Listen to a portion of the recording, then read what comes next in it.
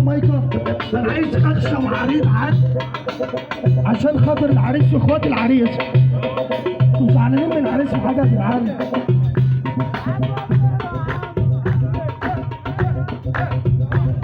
خليك انت في النص، قرب كده يابا، قرب كده، ارفع ايدك للدنيا فوق وسقف، ارفع ايدك للدنيا فوق وسقف.